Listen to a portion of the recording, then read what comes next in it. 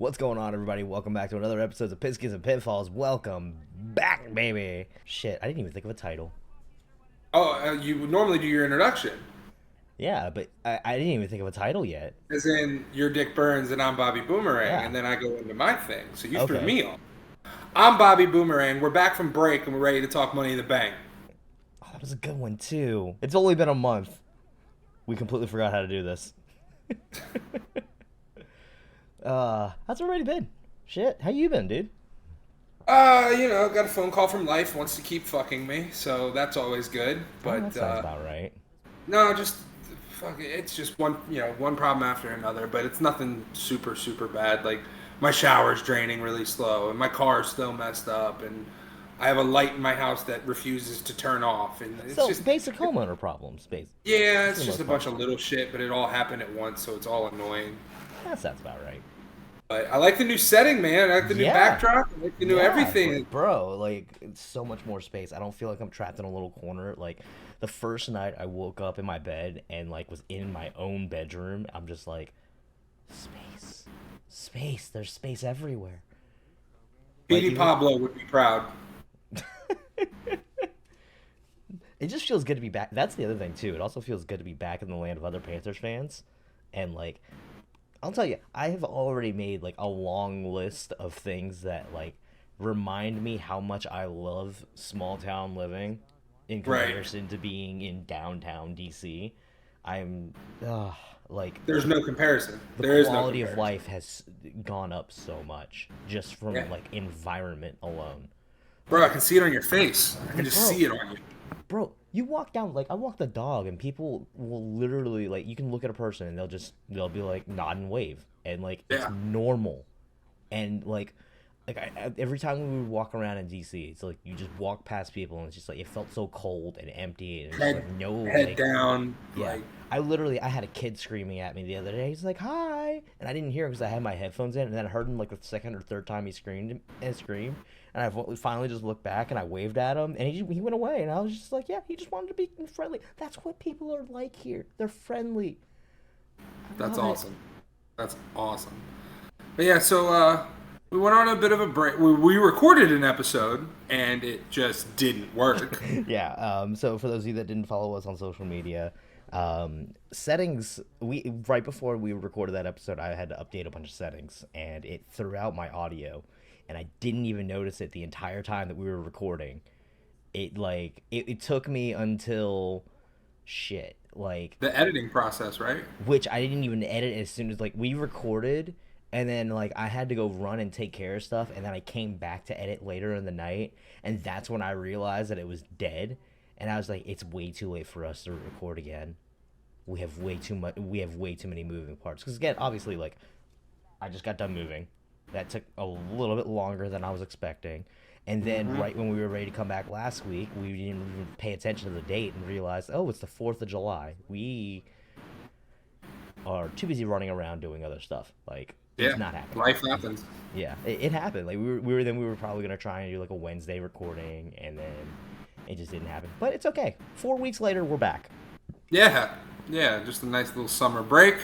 Um, I mean, if Pat McAfee can get away with it, then we can get away with it. I know, right? Where do you want to just knock out football because there's not a lot and it's going to be a mostly wrestling heavy show? Why? I mean, if it's gonna be a wrestling heavy show, why don't we just go ahead and slide it into wrestling immediately? All right. I mean, we've missed. So while we've been gone, there have been three big things that have happened. Yes. Debut of Collision, Yep. Forbidden Door, Money in the Bank. Mm-hmm. Which one do you want to start with, or do you want to just Let's. go? You just want to go ahead and do them in that order since that's like Yes. the Yes. what is it? The sequential order. Yes. That's the way they. That's the way they came out. That's the way we'll cover them. All right. You know what I should do is just have cage match open for this. That feels like it would be the smartest move. Probably. It'll have everything listed. Yeah. Ollie, Ollie, Ollie. All Elite Wrestling. Here we go. Submit. Important security message. Your computer has been locked up. Your What IP ad address did you was hit? used without your knowledge or consent to visit websites that contains identity theft virus. What is happening? How do I get out of To unlock this? the computer, please call support immediately. Please What do did not you attempt click? to shut down or restart I your just went to computer. cagematch.com. Doing that may lead to data loss Yeah, and it's identity. cagematch.net, dude. Oh. Computer lock is needed to stop illegal activity. Please call our support immediately. I guess I gotta call this support number. Security message. I'm totally leaving this in, too. Locked out.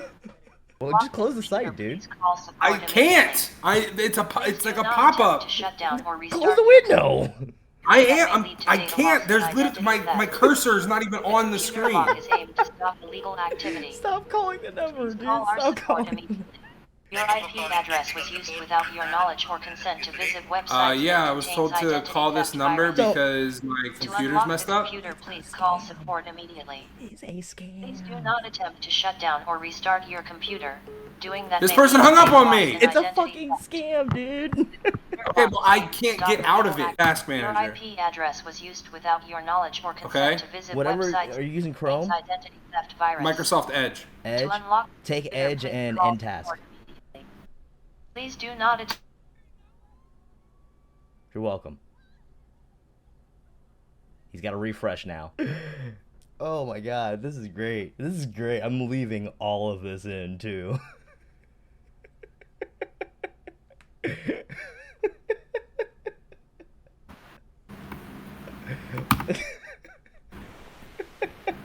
Bro.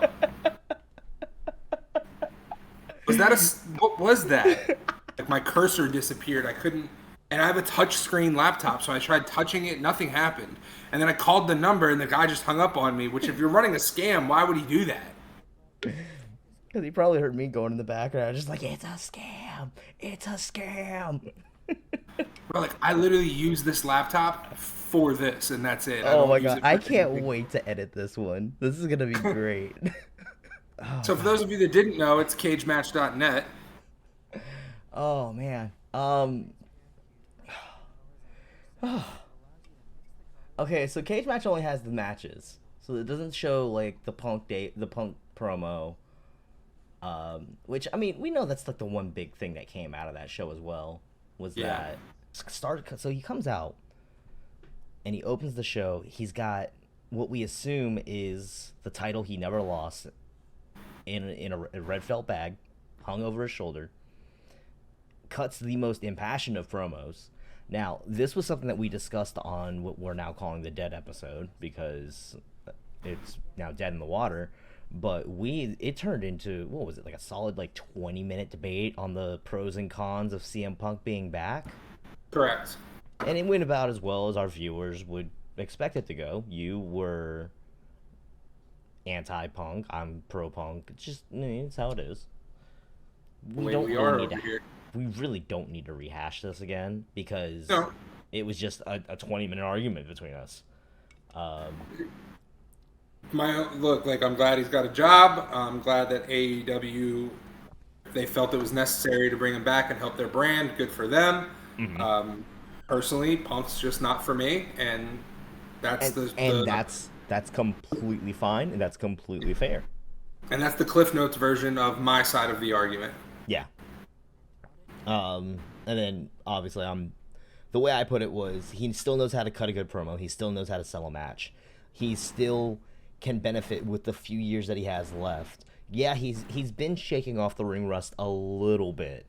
The past couple of matches that he's had, especially like him having this entire feud right now with Samoa Joe,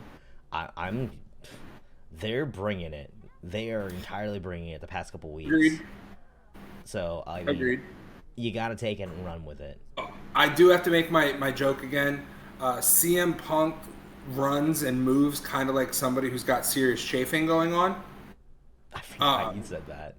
And like in the way to make it like more serious and not as funny is he kind of moves how like Matt Hardy moves now, where like the knees don't really bend as much as like he runs more in his hips than he does with his knees. Next time you watch, you see he gets gassed easily, and it's you see it a lot with especially the older wrestlers right now in AEW, because not just because of the fact that it's them like being gassed because they're older, but because you're surrounded by so many young talent that are just running circles around them.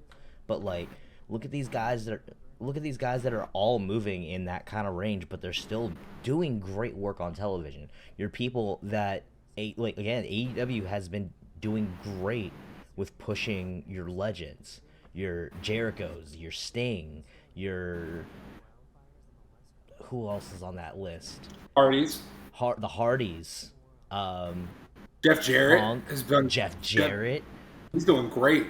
If you think back even to the very first days, technically CD was an early mentor. When Dynamite first kicked off, Christopher Daniels was already in his like early 50s.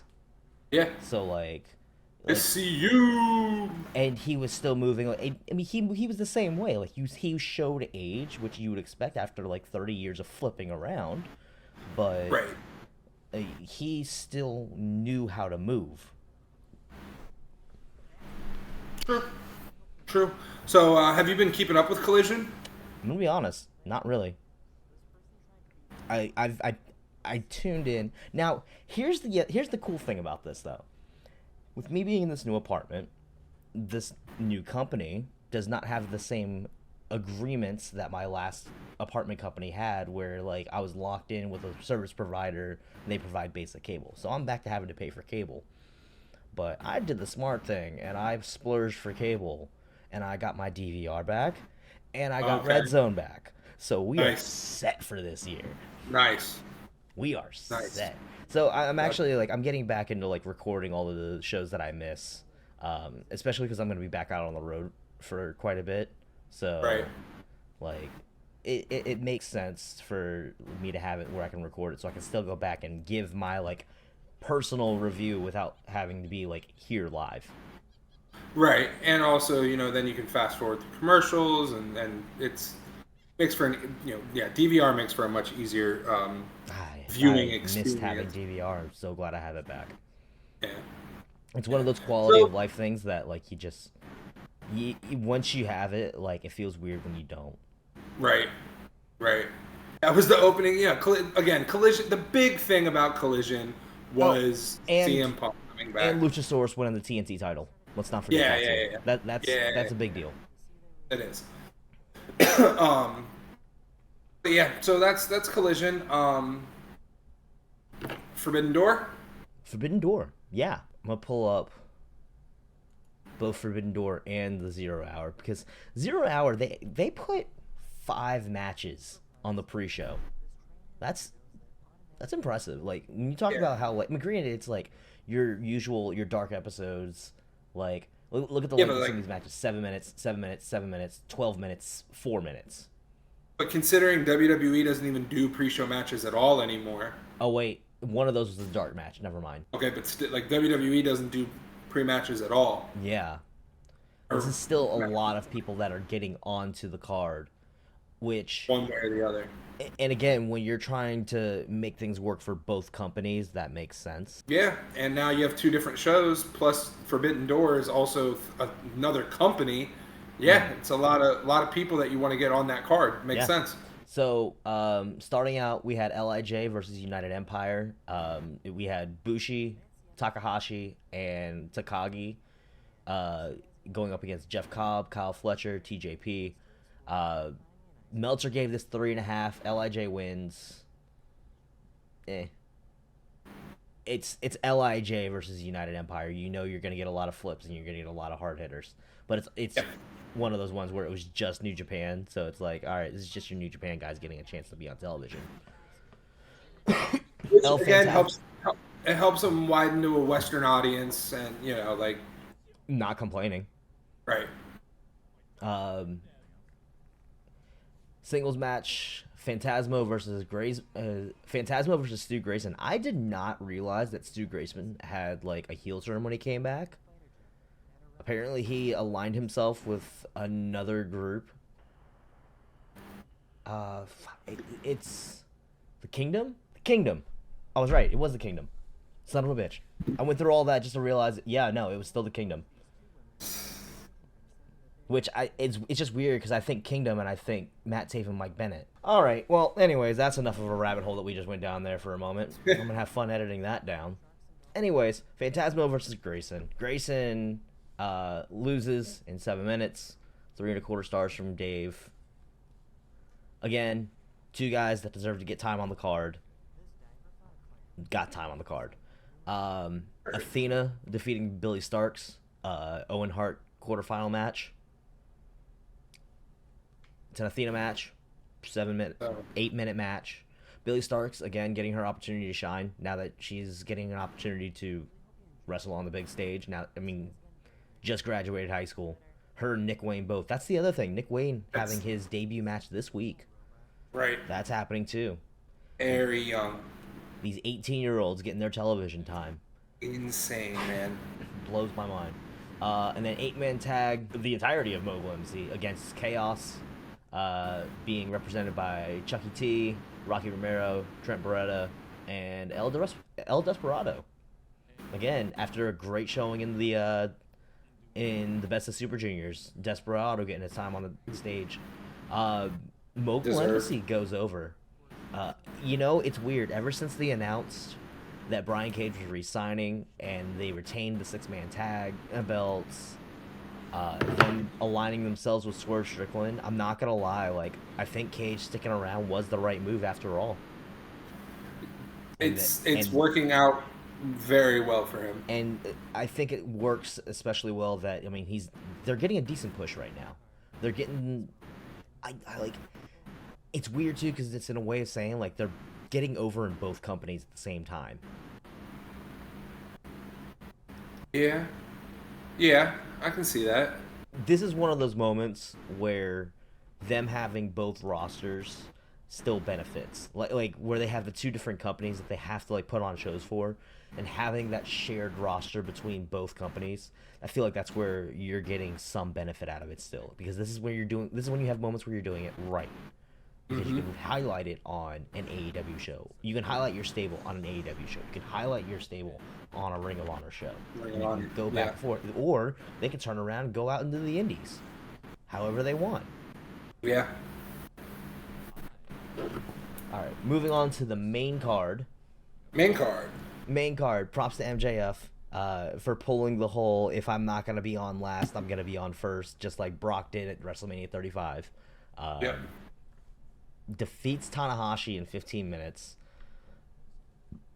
It was a dirty win. It's an MJF win. I mean, you knew going into it there was no way that the title was changing hands. It's exactly, again, during the Dead episode, we had another 10-15 minute rant about, eventually they're going to have to pull the trigger on one of these, if they're going to keep doing Forbidden Door, where someone's going to have to drop their major title to another person in the promotion. It's got to be a reasonable challenge. Yeah. We did see a title change on that show, and we'll get to that, but again, it's we all knew that Tanahashi's not leaving with AEW's World Championship. Exactly. The only, the easiest way they could pull that off is if they fought, very similar. They would have to do what WWE did when The Miz cashed in last year. Oh no! It would have to be something like that, where they got to get the belt off of Drew, and they have to get it onto Bobby, but they don't want to do Drew versus Bobby. I can see that, yeah, but still, no. New Japan doesn't do stuff like that. I know, I don't but think AEW wants to go down that road either. So I'm just saying, it would have to be somebody drops it. The next week on Dynamite, they say, look, that's our company's belt. I'm going to get it back for our company. And then that's how they would have to do it. Also, another thing that we had talked about during that Dead episode was that we want these to have more story in the future. Yeah. And again, we'll get to the one that had the story, that had the title change, that had all that kind of stuff. Honestly, there were multiple of those on this card. But we knew that MJF Tanahashi was not going to be that one. Moving on, why this got labeled a tournament quarterfinal, an Owen Hart tournament quarterfinal, I don't know, but good on Punk for negotiating it. Punk defeating Satoshi Kojima, congratulations, you dodged. All right, this comes a rant. this is a rant. You know it's coming. So, Punk does this whole ESPN interview before the debut of Collision. Yep. And apparently drops a whole bunch of bombs.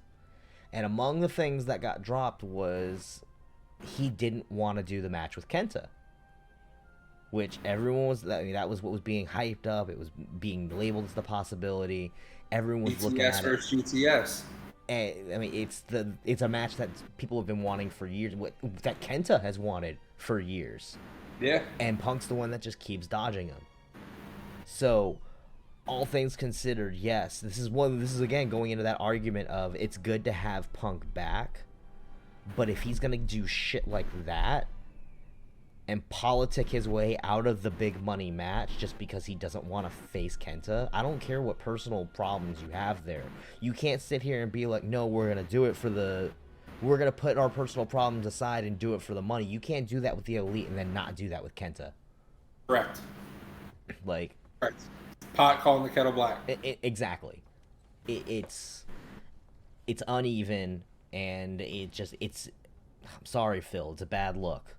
It's a real bad look. That being said, you get your replacement match. I get that it was one of your dream matches, but a Punk Kenta match It's a dream match for a lot of fucking people. And would move a lot more tickets than the match we got in him versus Kojima.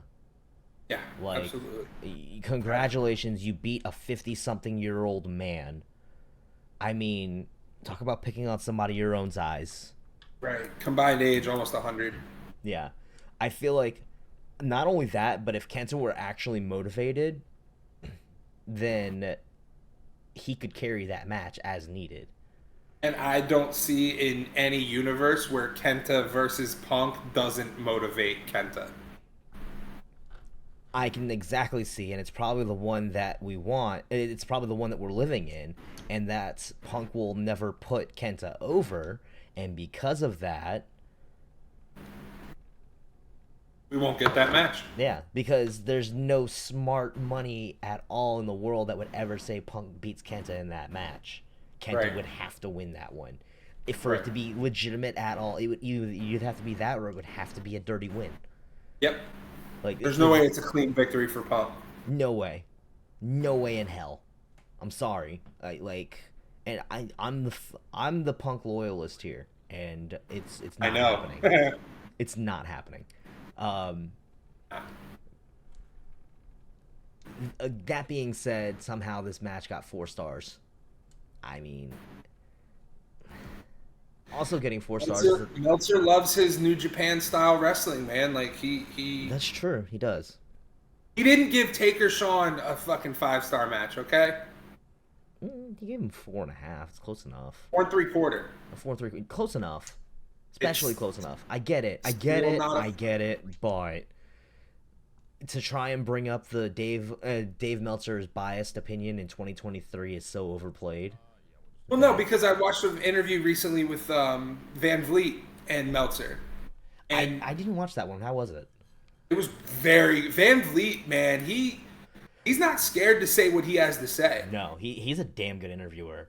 He flat out was like, what is it? He was like, from 1997 to 2011, WWE didn't have a single 5-star match.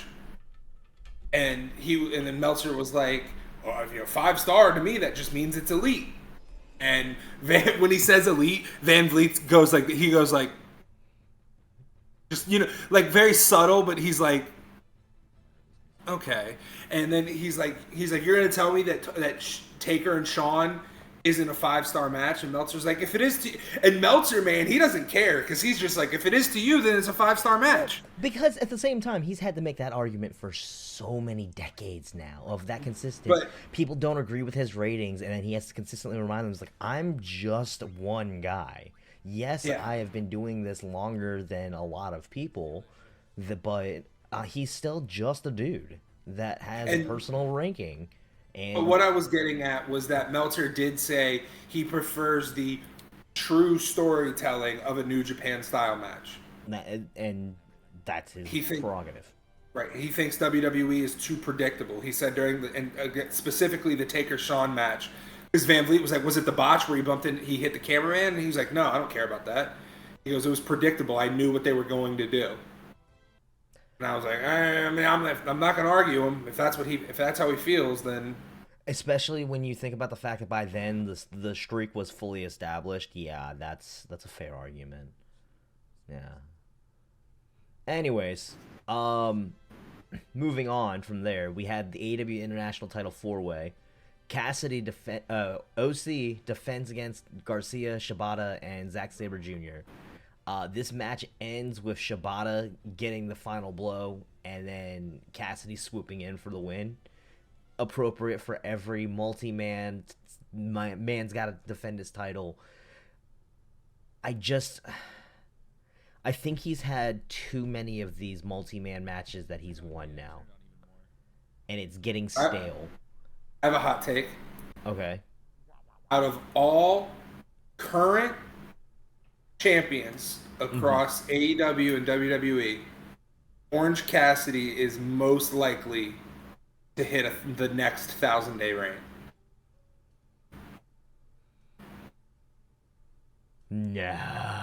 I don't think anybody does. No way. I don't think anyone does, but out of all current champions, the one that is most likely to hit 1,000 days with their current title is Orange Cassidy. No way. Only okay, who? Who? No, I don't know who it would be, but I don't see him carrying that title past the next 6 months. Neither do I. I'm not saying he will get 1,000. I'm saying he is most likely out of current champions. Because out of current champions, the next person to hit that, who's the next person most likely to hit 1,000 days? I would say Gunther, but it's starting. He's going to get taken out of the IC picture as soon as he breaks Honky Tonk's record. He's dropping that title and going for the main one. And that's why I don't want to say Gunther. So my correct answer is actually going to be Rhea Ripley. Yeah, you got to think on that one. You got to think. It was like, wait a second now. But congrats to Orange for retaining. I agree though, the multi-man, but that's not his fault because they keep putting him in multi-man matches.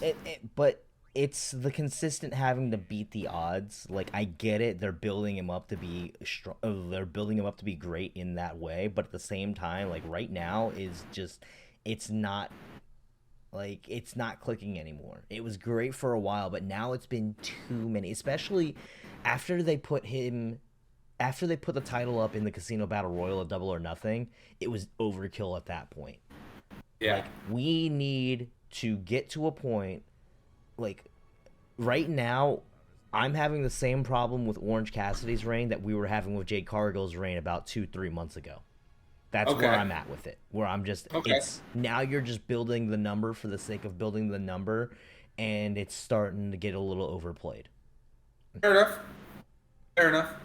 I can see that argument. Very well put, too. Thank you. Moving on from there, we have the IWGP World Heavyweight Title match again. We know that there is no way in hell that Sonata's dropping the title to Jack Perry. No. There's no way in hell. What we didn't see coming was Jack Perry turning heel on Hook afterwards. Right. I have mixed feelings. Same. I'm happy we're getting something different with Jack. I'm happy they're finally changing up everything. I think Jungle Boy was getting very overplayed. I mean, he's been doing it since the Indies. He needs a new character. I just don't know how I feel about him going the chicken shit heel route. He also just looks like such a natural babyface. Exactly.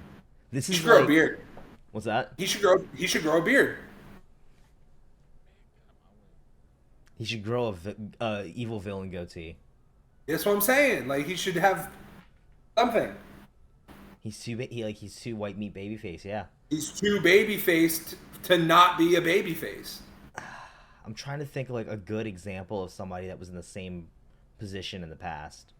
What's something from WWE? We got to think somebody from WWE that was so babyface that even a ill-timed heel turn. Rollins, on his return. when he returned from injury and he beat Roman, and then at Money in the Bank 2017. Was that the night that everybody held the belt? All 3 members of the Shield held the belt. Yeah, because they booked Seth to come back as like a heel, cutting a heel promo on the crowd, despite the fact that he just came back from injury and was getting like the full babyface treatment. Also because of the fact they were trying to make him heel because he was going up against Super Roman in 2017. I got it. What? One that's better. Riddle. There you go. Yeah. Riddle looks too babyface to not be a babyface. Yeah, but they've never tried to make an ill-timed heel turn with him yet. And I don't think they can. His yeah. character. Oh no, they can. They definitely the can. Stoner talking, bruh, like that's not gonna work as a You heel. can totally turn that into a heel persona. A good one. Think early Edge. Early Edge, early Randy Orton. I mean, come on, he's learning from Randy. Just that whole like he would be the kind of person that would come in, take some chicken shit shots, and then slither away. You just mentioned 2 Hall of Famers. That's a lot of the big shoes for Riddle. Look at where Riddle is in his career right now, and tell me he's not already on the path to a Hall of Fame career. I don't think he is. Really? Really. Why do you say that? What accolades does he have? He has a tag run with Randy. U.S. title run. Multiple U.S. title runs. I don't remember them. Not memorable. They've been over the past 2 years. You don't remember him calling the title, what was it, Francisco? Riding around on the scooters? I do remember that now. You're right. Yeah. You're right. Yeah. But I don't think he's done enough. And I mean... I'm not saying he's done enough yet. I'm saying, especially when you consider how young he is, how many years he still has left in the tank, he has, and the fact that eventually a lot of these other old timers that are up at the top of the card are gonna start pushing like new names. We're still in the early years of the Triple H regime. A lot of these, this is the same argument I had when Johnny Gargano got called up. We're over here trying to rush to the exit. But you got to give them time to build them up. They're still young and in the early parts of their career. Like, look at the names that are getting pushed right now and consider where their ages are right now. The big 2 names that are getting the push right now in Triple H's regime, Damian Priest, LA Knight. Both of them are in their early 40s. Riddle's in his late 30s.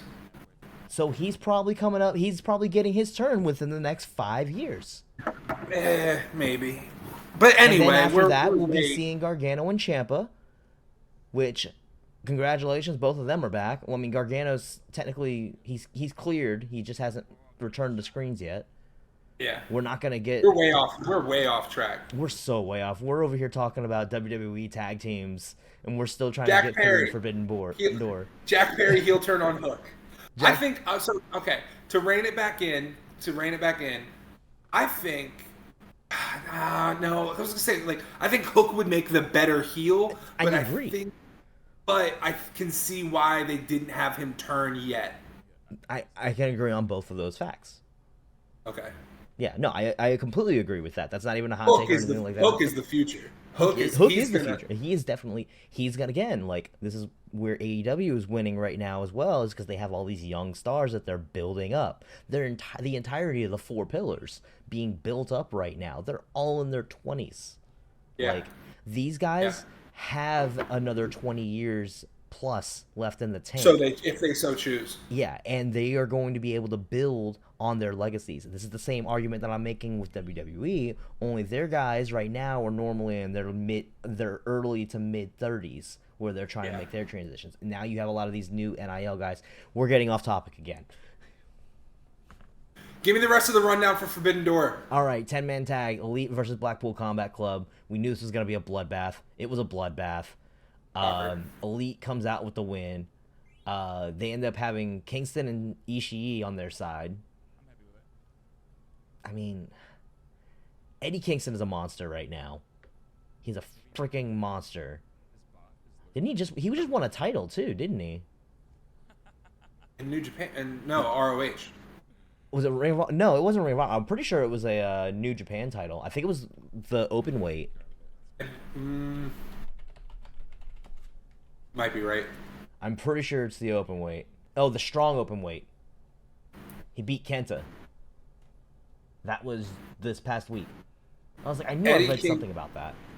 Eddie Kingston has been burning bright for the better part of a year now. And again, he's about to come into the G1 and put up a monster showing. So can't wait.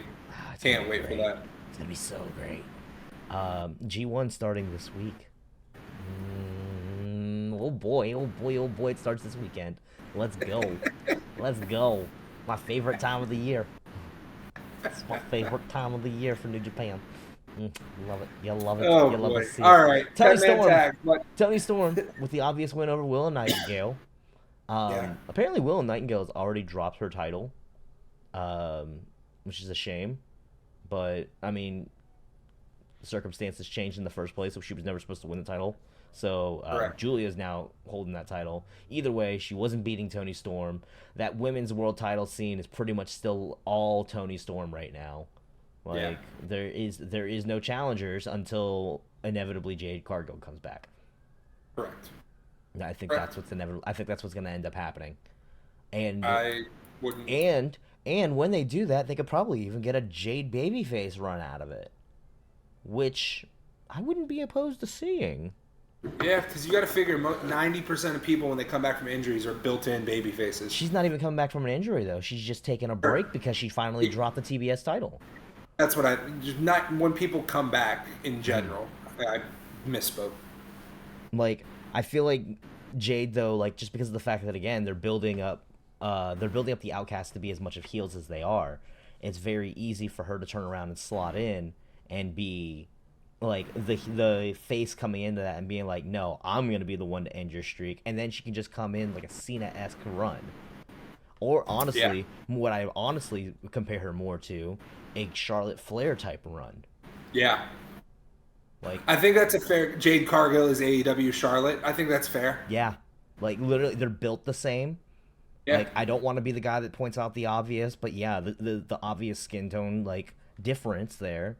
But like other than that, they're built the same. They talk the same. They carry themselves the same. I think very yes, dude.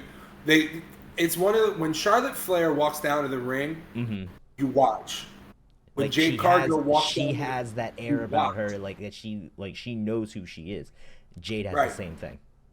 And that is, I'm getting chills actually, because that is one of those you can't teach that type things.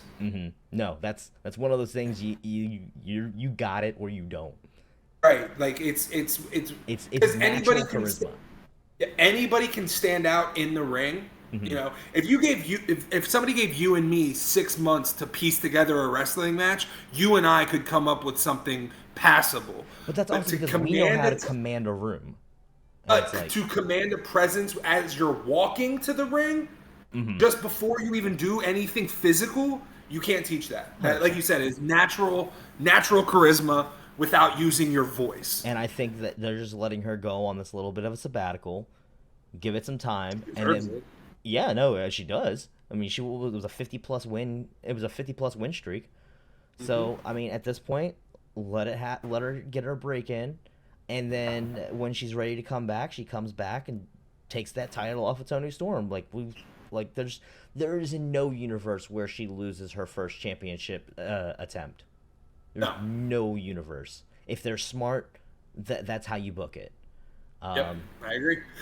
All right, moving on to the match of the night, the match of possibly of the year. No, the other one. Ospreay Omega for the U.S. title. That was the fucking 6-star classic. Yeah, well, it's at least 8 stars in the Tokyo Dome. Match. So of course we're using Cage Match just to guide ourselves right now, but the match guide rating. I'm not using Cage Match. We all saw what happened when I tried to. Right. I'm letting you take the lead on this. Match guy rating on Cage Match of 876 votes has a 9.58. So it's not just Dave voting this high, it's the world. And again, it had every right to be. This is exactly, we're getting exactly what I called in my Nostradamus pick. We are getting a 6-star classic out of Ospreay Omega at Forbidden Door for him to take the title, and now they're gonna run it back for the rubber match at like All In. Yep. I'm telling you, it's gonna happen. I And of course, no they're doing it arguments also of the whole Omega losing the title in Canada. That was the whole big thing too. fucking 40 minutes, bro, 40-minute match. of just Danielson Okada didn't even get that much. no. But that And was then of 40 course it minutes ends with Callous intervention. So I think that's why I say it's guaranteed to carry on to a third match.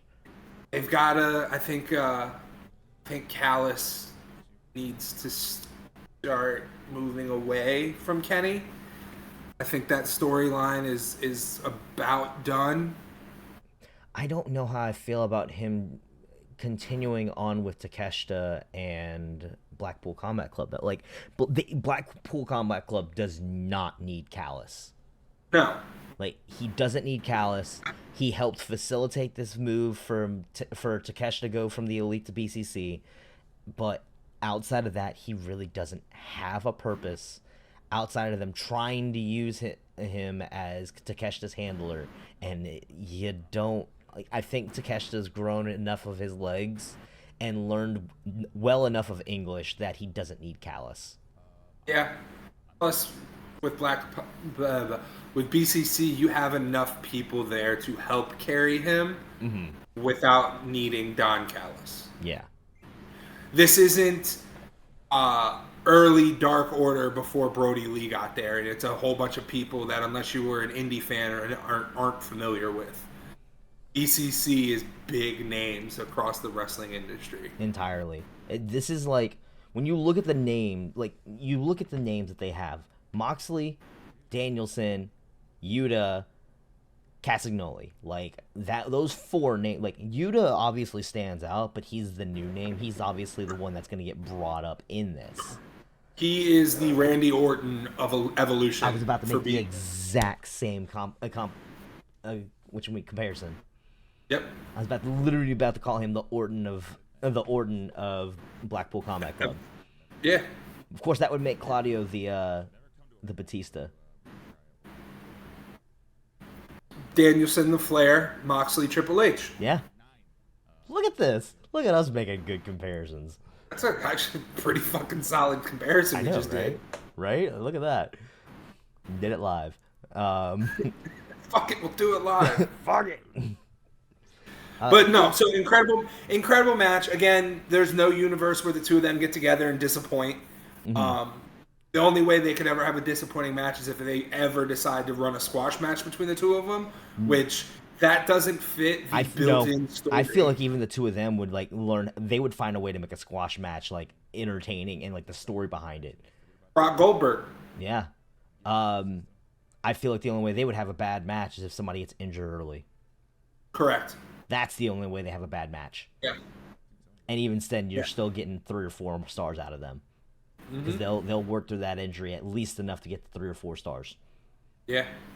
6-man. 6-man. I didn't know if we were ready to move on just yet, but yeah. 6-man tag match. So Jericho comes out with Sammy Guevara and Minoru Suzuki, because of course him and Suzuki are boys. Basically lays out a challenge for Darby and Sting to find a third. First off, the fact that we got a Jericho Sting program this late in their careers. Insane. One, yes, because the WCW connection for sure. And 2, using those legends right again. Yeah. And then, of course, who do they bring in? But one of my favorites as well. I know. Tranquilo. Had to do it. I'm sorry, I had to do it. Okay. That match got 15 minutes too. That was, and it sucks because they knew that they were the buffer between the 2 highlight matches. Yeah. So they're not going out there to like surprise anybody. Again, Sting's in his 60s. it's their role to calm the crowd down a bit from that to get them hyped again for Danielson and Okada. Yeah, And exactly. again, though, it wasn't a bad match by any means. No, it was a decent match still. Like seeing Naito and Suzuki face off is always good. And we're still getting the storyline aspects of them pushing this whole like Jericho slowly pushing Guevara away because we're getting this natural babyface turn for Sammy right now, which especially if we're gonna get Jack Perry as a heel, I kind of want to see a Sammy face turn now. Jack versus Sammy, but the roles reversed. And use that to build up Sammy to be the person to take the belt off MJF. Mark it down, July 11th. I said that. I need to find that Nostradamus document I made. I'm just adding it to our notes page. Oh, all right. July 11th. Nick Burns says Sammy Guevara will be the one to take the title off of MJF. There's not a whole lot to say about the 6-man. You know, it did its job, but now let's get to the main event. Yeah, Danielson Okada. We knew this. Like they hyped this up as much as they could, and it delivered in every way that it could. The only criticism I had against this match is that I think it may have been. Like I think it shouldn't have been the main event. I think it should have been the co-main. I think that should have flopped places with Ospreay Omega, personally. Danielson with the clean submission on Okada, something we don't see often. With a broken fucking arm. With a broken arm. That's the other thing too. That's another thing too. Let's bring that up. He broke his arm and then wrestled for another 10 minutes and still got the submission win. If that is not a testament... And his submission involves his arm. It's not like he did an ankle lock. You know what I mean? Like... If that is not a testament to the grit of Bryan Danielson, I don't know what is. Also, makes it all the more perfect that he's in Blackpool Combat Club because they've got the whole blood and guts feeling to him. Right, and I am going to be completely contradictory here because at the beginning I said, in the future we want more stories and things like that. Mm-hmm. And this was a dream match for the sake of having a dream match, but god damn was it good. Right. Like this, and in the Dead episode we both came to a consensus that Bryan Danielson, Kazuchika Okada doesn't need a story. It really doesn't. It just it needed the exact story it got, and that was Danielson coming out and challenge Okada and just basically say, this has been a dream match of mine, it's been a dream match of yours. That's all you needed.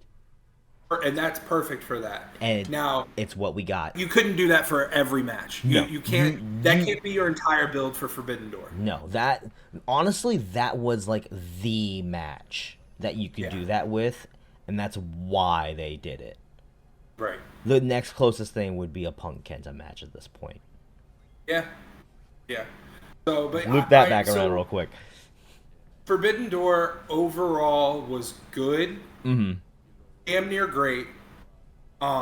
It's just like you said, we in the future, someone's gonna have to do a bigger title change than what we got. Like. And AEW, that's the problem, that they love to promote their title matches knowing full and well there's going to be no match of that quality. Again, that was my argument back with Battle of the Belts. And now with them already starting to promote Battle of the Belts 7, I have the same argument. You know that belt's not going to change hands, but you're just going to get a good match out of it. So, I mean, take what you get. Which, it's fine. Like, that's fine. Like, we don't need a title change on every show. But... when you do it the way AEW does it, and when you hype it up all about the titles and then never have the titles switch hands. I get that you're trying to put prestige on your titles, but we gotta start seeing title changes, man. Like, you got a lot of stars in that locker room that are waiting their turn. You can't let everybody have 300-day reigns. Correct. Like, do some hot potatoing. Don't be afraid. especially with your mid-card titles. You have enough mid-card titles. Come on. Spread them around a little bit. Again, with that argument of Orange Cassidy getting old. So, what's your star rating for this? 3 1/3. 3 1/3. I was gonna go 3 2/3 because that's as close as we give to half stars here at Pigskin and Pinfalls. I mean, we're just on like either side of the half at this point, which I mean, 3.5 is what we would normally say. Correct. And yeah, I mean, yeah. You know what? Yeah. We'll just say 3.5. Okay. We'll be okay with saying half right now. It's our show. We can make whatever rules we want. We're not afraid to say the thirds. That's all. That's right. Yeah. How about Right. it? All right. Did you know that's why the third pounder failed in America? Really? Because people people thought it was thought- less than a quarter pounder? Actually, Yep. I remember reading that. Yeah, I do remember reading that. Who said Pigskin and Pinfalls can't be educational? Right? You learn fun facts all the time. Speaking of fun facts, while you're pulling up Money in the Bank, there are 7 teams in the league that have never had an MVP. Like the Texans have never had a player win league MVP. Yeah. The Jags have never had a player win. Texans, Jags, Cardinals.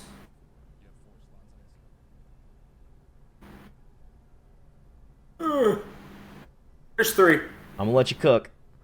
Nah, I'm good. So, Money in the Bank. Money in the Bank. Fucking phenomenal. Absolutely phenomenal show. Hot crowd. Great crowd, dude. Great fucking crowd. And for the International wrestling has been on fire this year. international everything, especially like with this big talk of like moving the NFL into Europe as well. Like international everything. Welcome to the international like era. Yeah. So Money in the Bank. We did not do predictions for this. However, if we did, I feel comfortable in saying that you probably would have beaten me. Think so? I do. Because I know neither one of us would have called the men's Money in the Bank. Unless you said LA Knight and then I said Priest just to be contradictory. Correct. And And if neither that's the- one of us. So let's not do it this way. We didn't do picks. Yeah. So let's technically not I'm sit here still- and try and like predict what we would have said. Like Right, there's no need predict for what we that. would have predicted. Yeah. But yeah, so technically I'm still reigning champ. I'll put my belt on the line again. SummerSlam's for coming up. SummerSlam. Yeah, SummerSlam sounds like the right time to put it on the line. Yeah. I think So we'll start off with the men's Money in the Bank match. That's I'm what not they gonna. started off. What's that?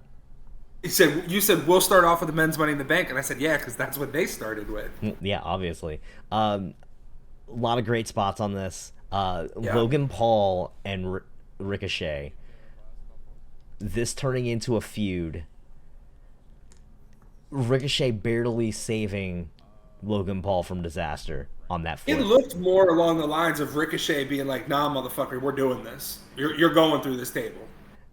It kind of seemed like that, yeah, but it was more of like a Ricochet was already starting the rotation and Logan Paul wasn't ready. Which when they actually like interviewed him afterwards, they were like, "Yeah, my foot was still caught. I wasn't quite ready yet." It happens, but at the same time, like I forget who I was watching. They pointed it out. You can actually see the moment where like Ricochet moves his arm to protect Logan's neck. Yeah. So like that's where you can see like again like that safety matter that comes into the sport, obviously, of making sure you're protecting your opponents. For those of you that didn't watch the show, they teetered on a ladder, hit the ropes, Stepped did over a the rope, Spanish- tried to step over the ropes, and then tried to do a Spanish fly off the ropes. Instead, they had to kind of balance on the ropes for a second, and then Ricochet sent Logan Paul through Through the tables. I mean, tables. visually, it still had the right feel to it. Absolutely. Visually, Absolutely. like it did its job. They were both taken out.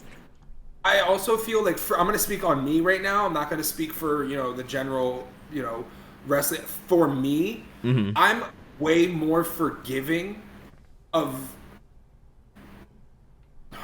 You can say botches. You can say botches. I don't like saying it because I don't think it was a botch, but I'm more forgiving of botches in a ladder match especially when they're trying to do things like that. And especially when they haven't been done before. So, like, yeah. Correct. And let's be real, when it comes to Ricochet, a lot of these things haven't been done before. He is this era's Shelton Benjamin. Yeah. And you can honestly, like, I've heard wrestlers in interviews before be like, you'll go out there with a plan, and within 5 minutes of your match starting, the whole plan has changed. Mm-hmm. I also want to give credit for both matches, actually. Both Money in the Bank ladder matches. The booking has gotten so... You can definitely tell this is Triple H era booking with these matches, because you see how, like, predictably they're making moves with these ladders. Like, how perfectly they're setting them up into the right positions at the right times. Like, I remember there was a spot where Bayley and Io were taking the ladder from either side, and they were trying to crush, I think it was Becky and Zoe, like, with the ladder, and the two of them move away, and then Bayley and Io insert the ladder into the other one to create the ladder bridge that inevitably Io does, or not Io, who did the... Oh, Zelina. Zelina did the Code Red. Yeah.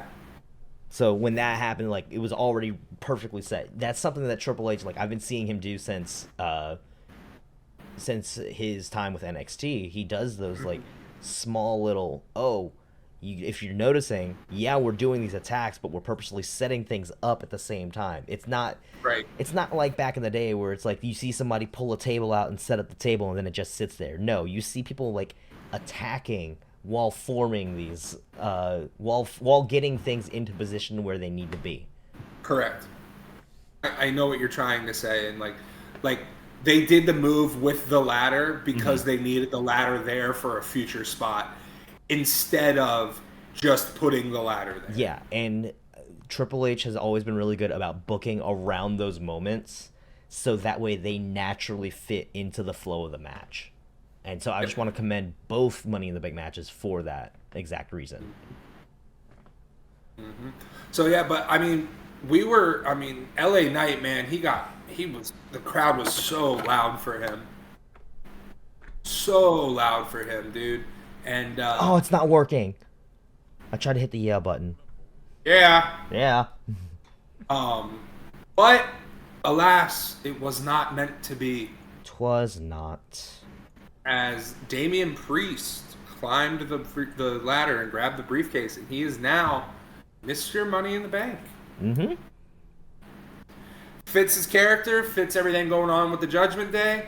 Obviously, I think I can speak for both of us when you and I both would have preferred LA Knight to have that briefcase.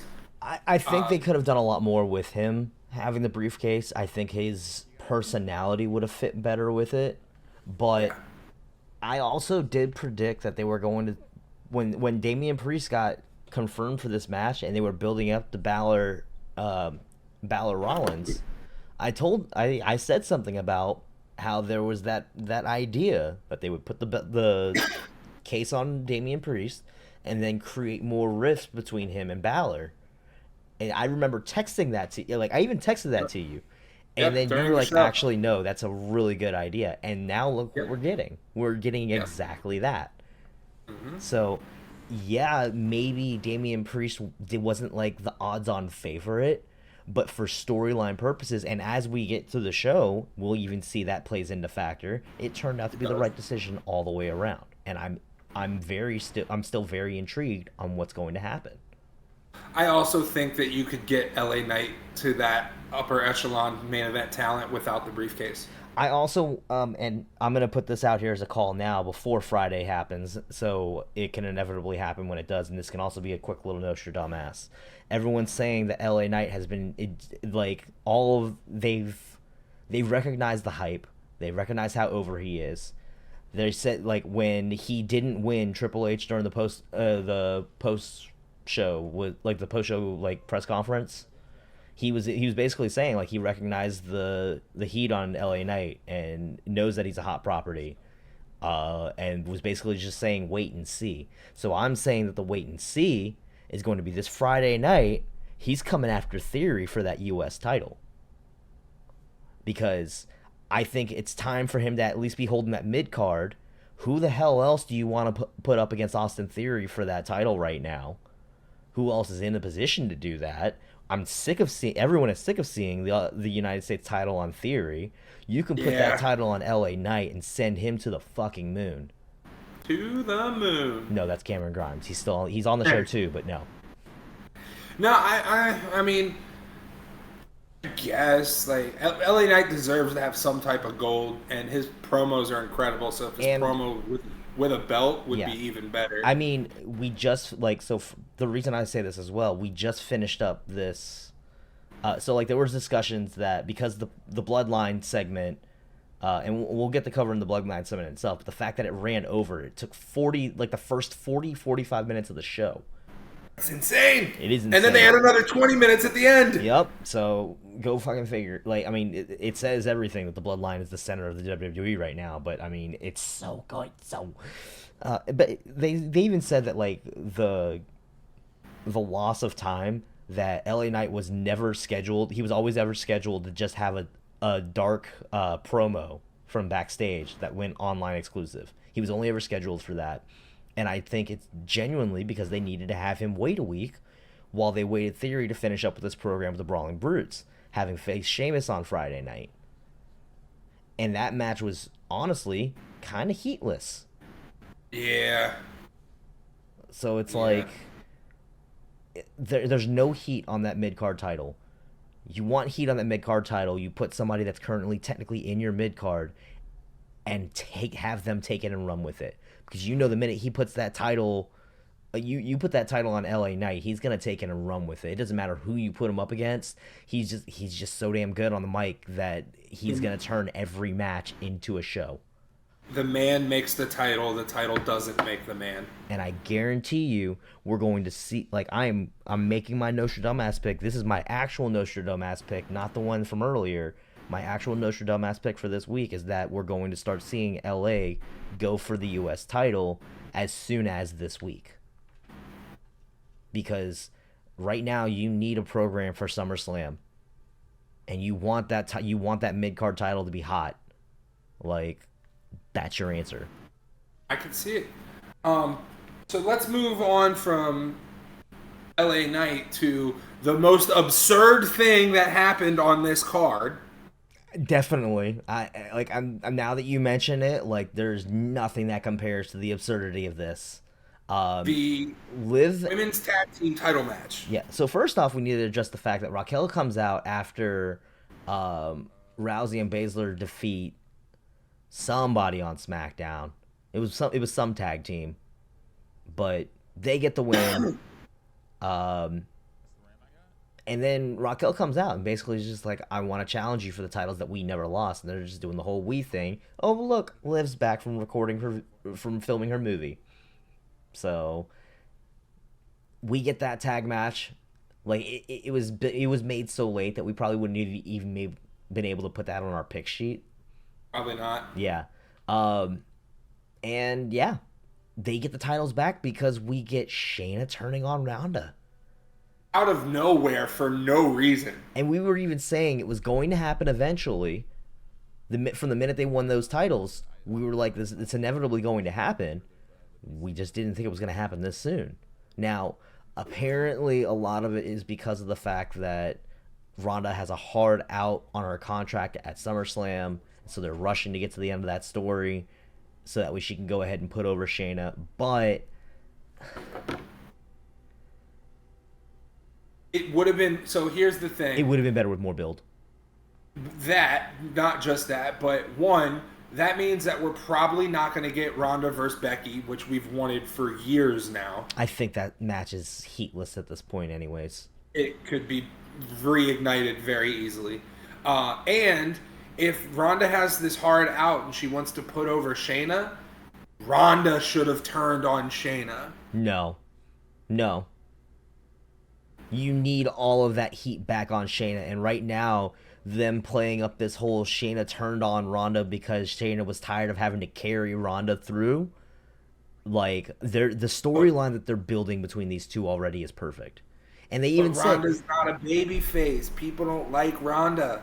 That's the thing. They don't need her to be the baby face, especially if she's on her way out the door. It doesn't matter how they book her. She just needs to play her part right. And the part that she's playing right now is to make everything look like she ruined Shayna, like she ruined Shayna and Shayna's love for wrestling, and now Shayna's taking it out on Ronda to get her heat back. If Ronda's going away, we don't need her to be a great baby face because she's going to be bye-bye anyways. That's fair.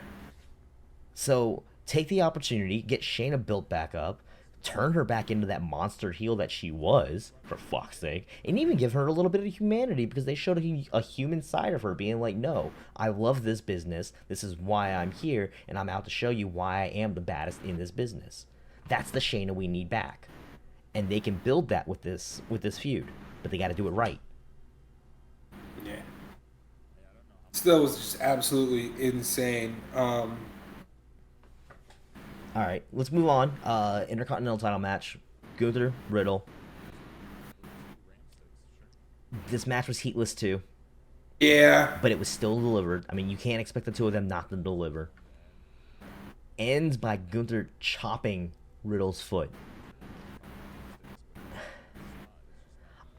I like the argument that somebody made recently where they're like, it's good because it means that you can see him get wins like you consistently see Gunther get wins in new ways. You never know where the finish is going to come from because he doesn't have a finishing move. Like, yeah, he uses the power bomb, but like Gunther really, because he wins all these different ways, he does not have a finishing move. Yeah, now that I think about it, you're right. He used the power bomb for the most part, but like he doesn't have like a true finisher. And again, it's because of the fact that he just comes up with finishes. Like, come on, he chopped the shit out of Riddle's foot and got a win. 7-minute match. Afterwards, we get the return of Drew in London. Hell of a return. Yeah, very loud pop. But I don't know how I feel about seeing Gunther McIntyre again. I really don't know how I feel. It'll be good. It'll be a good match. Yeah, it will be a good match. There's it'll be good. Do you know how close Gunther is to breaking Honky Tonk's record? Only a couple weeks, right? I don't know. Here, I can figure it out though. I'm pretty sure No, you don't look anything else up. We already had your mistake. He will officially break the record on September 6th. After SummerSlam. Mm-hmm. But early September, he's gonna have that title. Who does he? I'm glad Drew's back. Yeah. You could even have, you could have Gunther retain at SummerSlam and then end up dropping it to Drew a month later. It just feels wrong. If you're gonna have him drop any of those people, though, it should have been Sheamus, so Sheamus can complete his Grand Slam. Yeah, because once Drew gets it, then he can just go back to Drew versus Sheamus for the title. Also true, but except for the fact that they're on separate brands again. Who cares? Yeah, brand that's split's true. not Who real. fucking cares anymore? The brand split's not We'll real. see a trade at some point. So after that, I believe that's when we got the return of John Cena. I think it was. And And I'm not even gonna lie, when his music hit, I was standing like, shit, I just hit the mic. I was standing like all the way back over there, like by my bookshelf, like by the record shelf and everything, and I'm just sitting here like tearing boxes down, and like I hear his music go off, and I literally look at the television. I'm like, the hell, John? And it was one of those things where I legit stopped what I was doing to watch, which is a testament to the power of him showing up like that unannounced, and basically just promises. He basically just promises WrestleMania London. Yeah. So by that point I had stopped watching live and I had to go to work. Mm-hmm. And you texted me. I'm looking for it right now, and you went, "Cena return?" ? Oh yeah, I have it right here now. Surprise Cena appearance? Question mark. That's You put I'm headed to work. I have no idea what's going on. And I put surprise Cena appearance. yeah. It was like just him talking about how the fans in London deserve it and this and that. And I don't think they would have sent him out there to say that kind of shit unless they were going to make it a reality. So there were Sean Ross Sapp was reporting on Fightful Select, in the press, like outside of the arena before the show, they had people like polling like passers-by and like that were standing in line and whatnot, asking what areas they thought about SummerSlam that would be good for SummerSlam or Royal Rumble like appearances.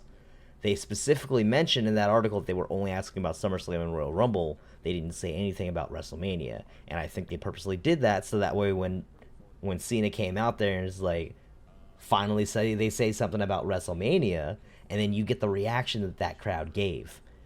Like, they were already warmed up for it. They're basically saying it, and at the end of the day, we also know this is entirely a political move because of how well Wembley is selling for All In. Yep. Yep. That's entirely what it's motivated by, and you know it is.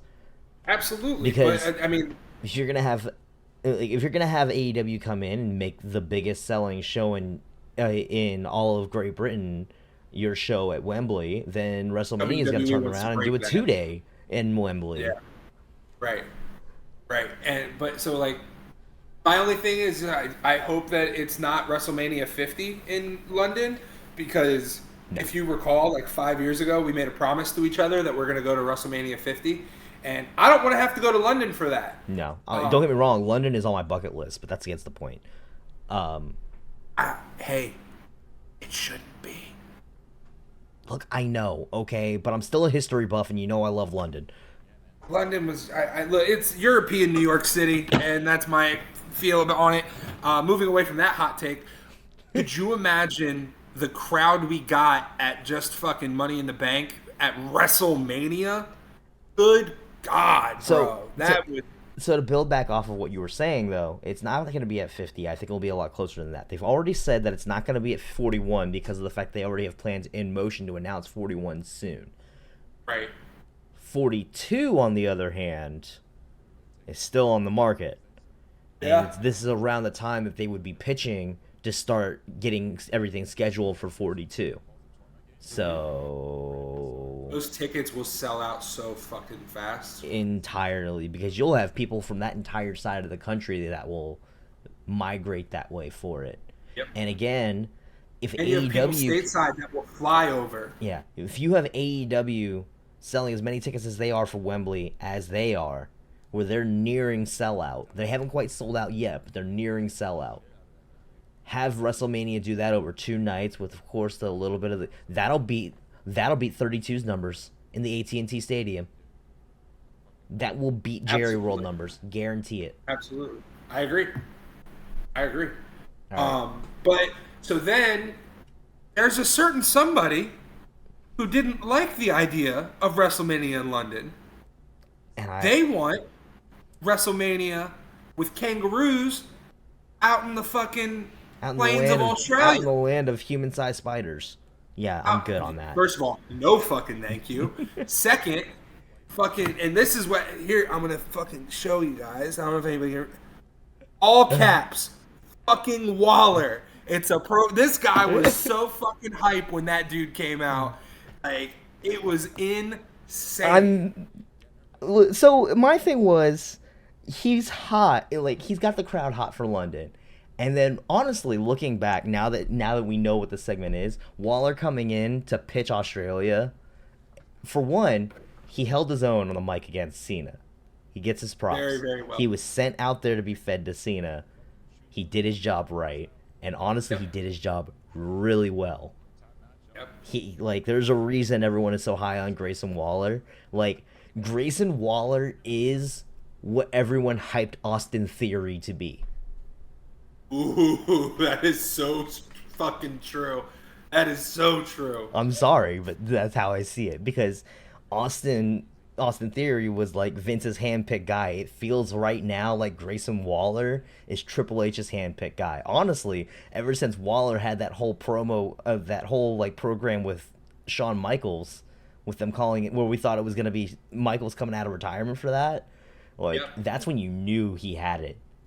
Like, if you are working a program with HBK, you know that you've made it.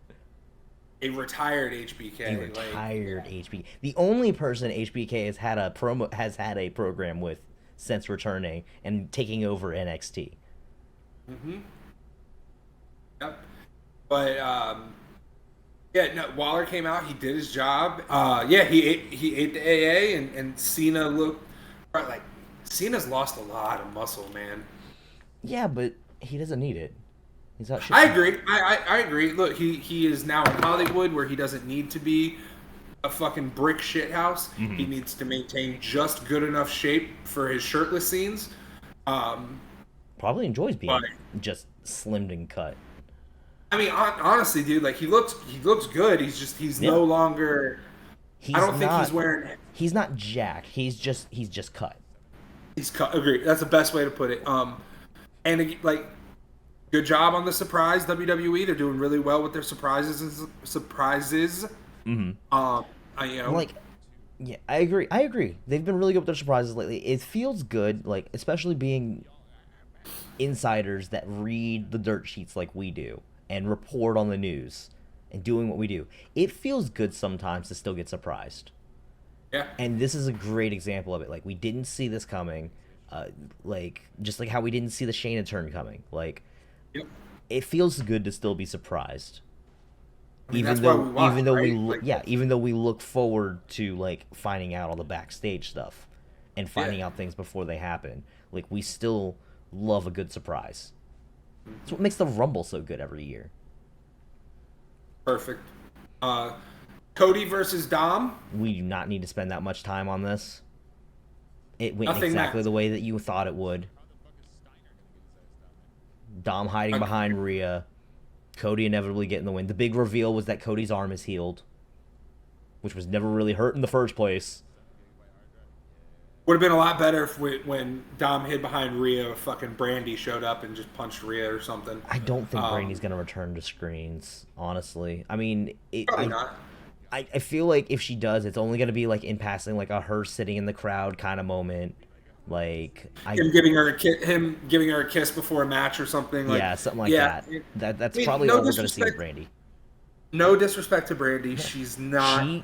Brandy's having more fun backstage. Like, she's having more fun doing all of the business side of the house. When she was in AEW, she very quickly left screens to start handling everything behind the scenes, and she was happy there. And if that's what she's good at, that's what she's good at. So perfect.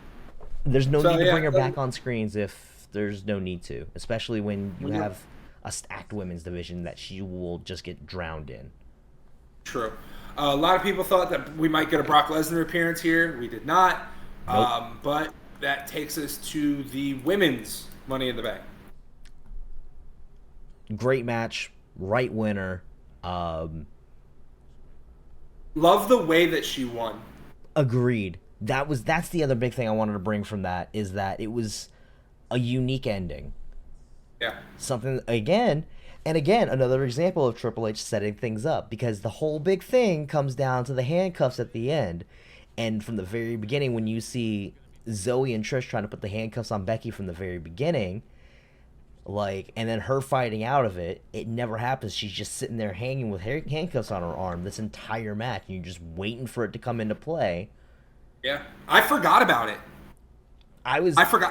As soon as I saw Bayley first, swinging and reaching through, and through the ladder to hit Becky, I knew it was going to come into play. I didn't see Io coming in and doing it, because that again, and that's the other thing. So obviously Io handcuffs Bayley, teases that there would be tension, some kind of tension between the two. In the post-show press conferences, they have Damian and Io come out together and ask questions, and the crowd only has one question, and it was for Io. One question for Io the entire time, and Io has Bayley sitting with her, and it's literally just, is there tension between you two? And they're just like, nope, no tension. We're good. And even still, so far, we're seeing Bayley just support Io with the case. I feel like we may be at that point with Damage Control where they're not going to have the split up and they're just going to stick together. And Io's just going to have her opportunity and Bayley will just be supporting her. I think it's going to be... Which would be cool because you don't get that often. You don't get it often, but at the same time, it would be directly mirroring what happened with Britt Baker and Jamie Hayter. I was thinking more along the lines of like New Day with Kofi. No, I was thinking direct because of the fact that you had Bayley as the face of the face of the stable, and then next thing you know, it moves on to the secondary, and I say secondary, of course, in quotation marks, right? In the fact that Jamie Hayter was considered her number 2 for so long, and then broke out into her own, and then became champion. We're basically seeing the same thing with Io right now. So if Bayley sticks around and never turns on Io, then it's no different than when Britt stuck around for Jamie. That's fair. One of my favorite things from this segment happened after the match, and I don't think a lot of people caught it. But so, like, you know, they're handcuffed through the ladder. Mm-hmm. Io's at the top. She has the fucking briefcase, and then the camera like pans down to Becky and Bayley, handcuffed still. They're just still like struggling with it. Just like... Right before like the camera cuts, Becky like yanks her arm away, and like Bayley like it was hilarious, man. Like it was just the two of them especially being the ones to be handcuffed together, but through the ladder, like you still have their play, like their history that you can play off of each other. Oh and yeah, that's where it's still like. And you know they're friends backstage. Oh, 100%. Like you just know they are. 100%. You never heard a problem about there being. You never heard anything about there being problems between Bayley and any of the other horsewomen. No. Like she's always been cool with all the rest of the horsewomen. The only beef that you ever really heard is like Becky Charlotte or like Sasha Charlotte. Sasha everyone. Sasha everybody. Actually, no. Her and Bayley they've always been side by side. And yeah. they've always been there for each other. Every argument they've had has always been storyline. That's true. Yeah. They really are, like, they're literally best friends. You're right. Becky's never had a problem with either of them. So really then we move on to this new title. We don't have to keep calling it new title at this point. It's Big Gold 2.0. It's not even really that new. It's just the return of the World Heavyweight. BGT? Big Gold 2? BG2? BGT. BGT? I like BG2 better. BG2? Alright. BG2? Yeah. I like it. Alright, so match for BG2, Rollins versus Balor. Again, one of those situations.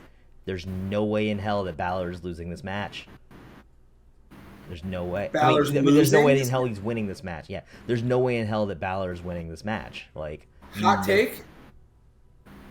I didn't think it was a great match. I didn't think it was a great match either. I thought it was very pedestrian. I thought it was maybe a Raw match. Yeah. Especially when you have the ugly finish by having Priest out there and getting involved. Like, well, now here's the question: is this because of its placement on the card, similar to the 6-man at Forbidden Door? It's sandwiched in between one of the Money in the Bank matches, and then the match with the Bloodline Civil War. Yeah. I can agree with that, especially when you consider that they already knew that there was going to be a title change. And that, yeah, it could have been used, and especially knowing that they were going to have the unclean finish. Like, I feel like, yeah, that's a great reason to put it right there. Another great example of why they would do that was when they put Styles Nakamura so far up the card on Mania 34. Whatever. Yeah, Mania 34. Because they knew it was going to finish with the whole Dick Kick City thing. Kick to the dick. Yeah, like, you're going to end with a dick shot. Like, and then you're going to make that your entire gimmick from these two for the next 3 months. It's the biggest waste of a title program ever. I don't want to remember that. But yeah, no, so Damian Priest comes out, and, I knew he wasn't going to cash in, but I liked the story behind it, because even after Seth won, Finn looks at him and he was like, were you here for him or were you here for me? Yeah. And honestly, like, if we would have seen him cash in, I wouldn't have minded. I honestly wouldn't have minded, because it would have furthered the story along with the Judgment Day, and it almost guarantees that we won't see the women's case get cashed in immediately. Which, and again, we need to give thanks. It's been a week and we haven't had it move. So, speaking of props to Io Sky, congratulations, Io Sky, already becoming the second longest reigning women's Money in the Bank holder. Congratulations! Let's applause. Yep, there we go. But yeah, I mean, I think match or card placement, the lack of a title change. I think that they probably thought that since Priest was coming out with his briefcase, they could get away with a little bit less in the ring. Mm-hmm. And yeah, it is what it is. Priest is, we've got the bloodline or the fucking Judgment Day Civil War impending. And which they're still holding it together pretty well, but that's another thing. You've got your two biggest money stables feuding with each other right now. Mm-hmm. So let's get to the real Civil War. The real Civil War. Jimmy and Jay versus Roman and Solo. Holy shit. Roman gets pinned for the first time in 3.5 years. And now we can finally stop hearing about how the last person to pin Roman Reigns was Baron Corbin. That was literally my first thought throughout this whole thing was Roman ate the pin. Now we can stop hearing Baron Corbin was the last person to pin Roman. He was not the last person to beat Roman. No, because Seth. Technically that was a no contest or a draw. Or it was a DQ win. Yeah, but before Seth, you know who it was? No. It was Xavier Woods. Beat him on a DQ. Oh, see, and again, DQ. But that match was incredible. I think it went a little long. It went 32 minutes. I think you could have shaved some time off of it. Yes, but at the same time, those were a lot of really good false finishes that they had in there. They were. I went back and I rewatched that match again, and every false finish was worth every moment. I damn near woke up my girlfriend when Roman was pinning Jay, and Jay kicked out with the low blow. I'm laying because I'd gone to work, and I couldn't watch it live. So when I got home, that was the first thing I turned back on was Money in the Bank. So I'm laying in bed, and when Roman pins it, because I'm laying in bed and I'm literally like this. I'm like, That sounds about right. Yeah. And then when he does the low blow kick out, I went whoop, and then I looked over at her to make sure I didn't wake her up because it's 2:30 in the morning at this point, and she does not understand wrestling at all. So no. She normally looks at us and scoffs. But she's very supportive of our podcast and everything. So yeah. Props to that. Find you one that supports you in whatever you want to do. Kids listening, but no, that fucking low blow kick out, man. I was full fucking circle. Full circle. 100%. And the one false finish with them. Where is it? Where Roman and Solo stack the both of them together and pin them. And you just think for a second that it's just gonna be over, and then the both of them kick out at the same time. Yeah. There is still, and I fully believe this. It's more than just them being brothers. It is definitely them being twins on why they are so well in sync. If you've ever met a pair of identical twins, it makes sense why their timing would always be perfect. And this match is another great example, especially because of the fact that they're working with their younger brother and their cousin. You know that they're going to be able to put everything they have into this. Absolutely. Absolutely. That goes back to what we were talking about with Jade and Charlotte, that their charisma, but with these guys it's the chemistry. Mm-hmm. Because you know damn well these are the same things that they were doing in the backyard at every cookout 20 years ago. They were playing they were out back playing tackle football and all that, when they were kids. And, you're going to sit there and tell me that, Jimmy and Jay are holding the football. All right, you do this and then this way, and then I'm going to throw it as soon as you make the, you know what I mean? Yeah. they know when one's gonna zig, the other's gonna zag. Like they're just so in tune. This might be some recency bias, but I'm really leaning towards the greatest storyline in wrestling history. No, like that's not even a biased take or anything. That's literally what everyone has been saying for years now. I mean, Like, Michael Cole coming on Pat McAfee and asking why this isn't winning them an Emmy is like a fair argument, because this really is the best storytelling. Like, what TV show has storytelling like this outside of Succession? I mean, it's incredible. Like I mean, I think the issue for them not getting an Emmy is because people are probably looking at SmackDown as a whole show. Of course, they're not just looking at segment by segment. Mm-hmm. But no, if you break it down to, if there's somebody out there that could just edit Roman's reign from day one to now into one movie, you think they haven't already done that? They were doing that for the Sammy storyline when they were doing full recaps of everything that had happened up to the Sammy. They've already got that stuff. They literally have a history of the blood. WWE has a history of the bloodline on their YouTube channel, and I believe it's like 2 hours long of just all the clips of the bloodline from the past, since the beginning of Roman's reign. All right, so while you're pulling that up, I'm going to voice a concern that I have. Okay. We were all so sure.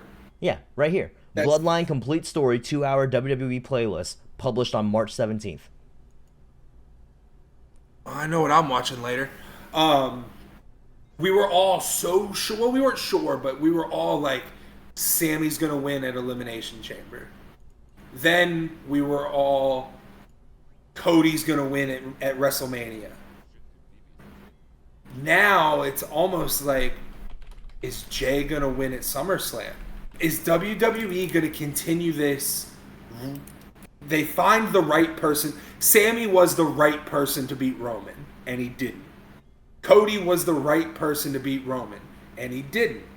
Jay is now the right person to beat Roman, and I don't think he will. I don't think he will either. I think that they gave him the pin. Like, I think they gave him the pin still because they're trying to build him up as main event Jay and whatnot. Apparently, Jimmy's getting written off the screen for a little bit. But at the same time, like, I think they did that so that they can show that Roman can be beat. I don't think that that's going to make him the person that beats Roman. I don't think it will be either, but, like, they can't... I mean, granted, when Sammy didn't beat him, they still continued a great story with Cody. And then after Cody didn't beat him, they're doing a great story now with the Usos. So, like, I have faith in WWE to continue this story and you know, do it the right way that they want to do it. I saw something earlier that storylines are now being written out 8 months in advance. Which, honestly, like, that's smart. It is. That's you doing your smart long-term booking. The only downside of that is... Fans, what's the downside? Oh, I was going to say the only downside to booking that far in advance is that you don't give yourself room for people to organically get over. But... I mean, but I don't think we always see those kind of things, like the plans are always subject to change, and we see that a lot of the time, especially like we saw with Sammy in the Bloodline. Yeah, Like, and I also don't think they're doing everyone's the storyline 8 months out. Yeah, I don't think they're doing everyone's storyline 8 months out. But as WWE fans, for the longest time, we were getting fed up because there was no long-term storytelling. Mm-hmm. And now they are doing it the best they ever have. So, what is your ranking for Money in the Bank? 4 1/3. Stole the words right out of my mouth, buddy. 4 1/3. 4 1/3, because it was just could have done without the women's tag. Cody and Dom was a sleeper. Well, not a sleeper. It's a sleepable. Yeah, and same with Gunther and Riddle. But yeah. Exactly my thought process. Those three bring it down, that collective 2/3 stars. Like, but the high points were very, very high. Yeah, no, the highs were hot. The highs were great. The lows were just the lows were just a little middling. Yeah, middling was the exact word I was gonna use. All right, so I mean that's the big three things that happened while we were gone. Honestly, yeah. Everything else is really just like trash. Not really trash. It's leftovers. It's the leftovers. It's the leftovers. It's the greatest idea we've had on this show. So leftovers. The biggest leftover is Antonio Brown. That was part of the dead episode. We went on to at least a solid 10 minutes of just making fun of Antonio Brown for not paying his bills and getting the Albany Empire kicked out of the National Arena League. You tell the story, and then I'm going to make the observation that I made during that episode. Okay, so he buys the Albany Empire, a legendary arena football team. His father is known for his time with the Albany Empire. Touchdown Eddie Brown.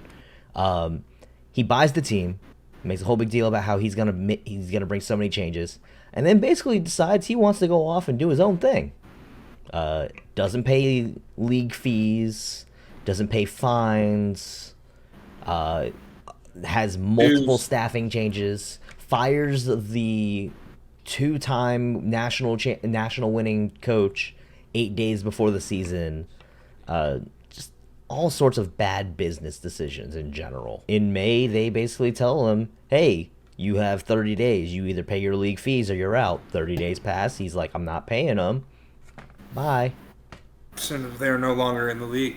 Which, it's mostly unfortunate because his poor decisions just cost a lot of people their job. Correct. And yeah, we did spend quite a few minutes ripping on him and all that. But I believe we made the joke that like Antonio Brown is football Kanye. Mm-hmm. But then I made a statement, and it might, the more I've been thinking about it these last few weeks, which I have not spent a lot of time thinking about it. I don't want you to think I'm losing sleep over Antonio Brown, because I'm not. Obviously. But are we seeing CTE in action? I forgot that you brought up that argument, and now that you mention it, I remember it. And I think that's a very strong argument. We could actually be seeing him suffering from CTE, making a lot of these rash decisions that you see people like making when they're suffering from CTE. This is possibly a case of somebody in mental distress that we're not paying attention to. Yeah. Of course, it could also just be that Antonio Brown is a dick. And unfortunately, with CTE, the only way we'll ever know is when he passes away. I wouldn't necessarily say that. Well, not the brain study. Well, yeah, that too, but he could definitely still do it while he's alive if he consents. The only thing is a question of him consenting to getting medical help. Right, and that's, yeah. But yeah, it's a shame. Like you said, he cost. Damn it, Jim! I'm a podcaster, not a doctor. We are not doctors by any means. We are not professionals in any means. Right. Can't even spell professional. It sucks though, like you said, man. Like he just cost hundreds of people their jobs, and especially like the Arena League. Like it's for people that quite possibly couldn't make it to the league, but didn't want to let go of their dream of playing football. It's one of those minor league. Again, it's the same argument that we were having with the XFL and the USFL just earlier this year. This is an opportunity for your people that aren't on your NFL teams to still get an opportunity to stand out and shine. Yeah, yeah, and I mean, like as somebody who, because of my lack of ability, I had to stop playing football before I wanted to. It's a really tough pill to swallow. That's fair. Hopefully those players and coaches and trainers and all the staff, hopefully they can find something else that works for them. Because again, somebody who is either having severe mental issues or is an asshole cost them their job. Yeah. Moving on. It's with heavy hearts. We want to send our condolences and our thoughts and prayers to the families friends and loved ones of Darren Drozdov. The three big ones, actually. Draws, Ray Lewis III.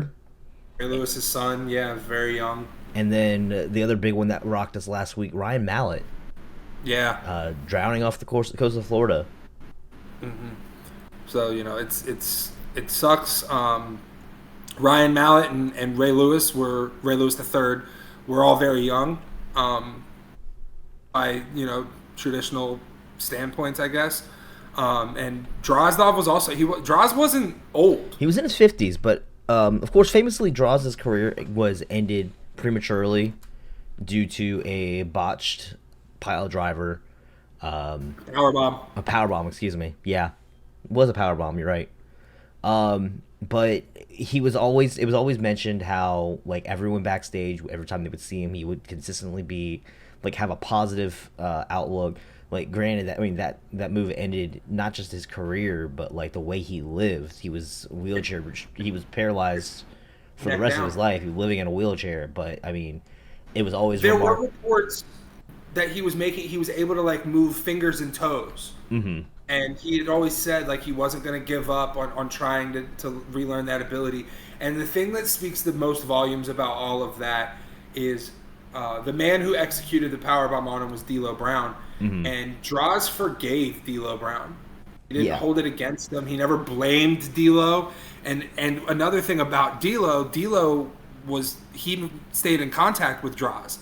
He didn't just injure a man and change the course of his life and then just forget about it. Like, D'Lo stayed friends with him and stayed in contact with him, and Droz stayed in contact with D'Lo and helped. And like, but that's the thing though, is that's my point though, is that Droz continued to stay connected to the wrestling, the world, and you got the same message I did. I know.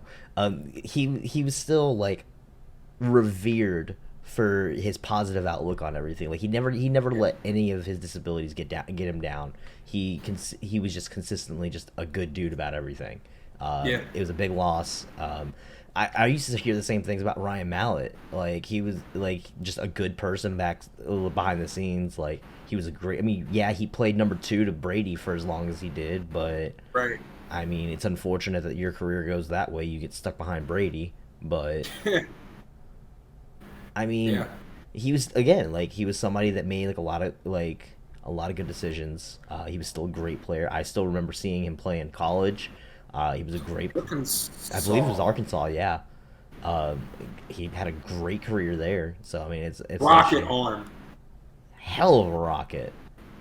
Rocket arm. I honestly, I wish he was one of those quarterbacks that got a better opportunity in the NFL. Yeah, and then with Ray Lewis III, his was an overdose. And have they confirmed that? Yes. Okay. And in our generation, it's sad how many people we have lost. And you and I are in our early 30s, mm-hmm. and the amount of people that we've lost due to this drug epidemic is it's real. Insane. It's real. It's very real. It's very real. And it's sad all the way around. Sad for all three. It's sad for 3 different reasons, but doesn't make it any less sad. One more sad or less sad than the other. Here at Pigskin and Pinfalls, we all send our well wishes and best thoughts and prayers to all of them affected. Moving on from that to some happier news. Yeah. This was announced, I believe, earlier today. So I just want to go ahead and talk about this because I'm happy about it. The Panthers are adding 2 new names to the Hall of Honor. Have you seen those names yet? I have not. Can you guess one of them? Is Steve Smith already in? Yeah. I'm pretty sure he's already in. And if not, then he definitely deserves to be. And he'll get there soon. But he's not one of the 2 names? Not one of the 2 names. One of them is a receiver. One of them is a receiver. Musin Muhammad. Yep. Good call. Good pull. Good. I didn't think you would pull that one. And then the second one is a lot more obvious of a name. Kuechly? No. Cam? No. Pep. Huh? Pep. Oh, Julius Peppers. Okay. Yeah. Okay. That one, there's a really good video of Tepper and his wife calling Julius and like informing him. There's a really good video on the Panthers social media that they did. I was really happy with it. But yeah, no, both of those He names. should already be in. What's that? If Steve Smith is already in, Pep should be in. I know, right? Well, I think it's because of the fact that Pep only recently retired. Ah, that makes So okay. Yeah. you got to remember there was because he left, went to Green Bay, and then came back. So. Man, Julius Peppers was a fucking monster when I was a kid. 9-time All-Pro. That's insane. I hated him because he went to UNC, but at the same time, I loved him because he went to UNC. He was Carolina through and through. Always. Yeah. He always has. He always was.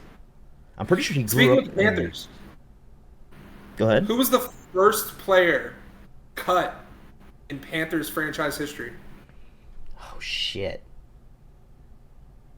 I remember reading this before. I just can't think of what it is right now. And I know it's a wild name. First name's Bill.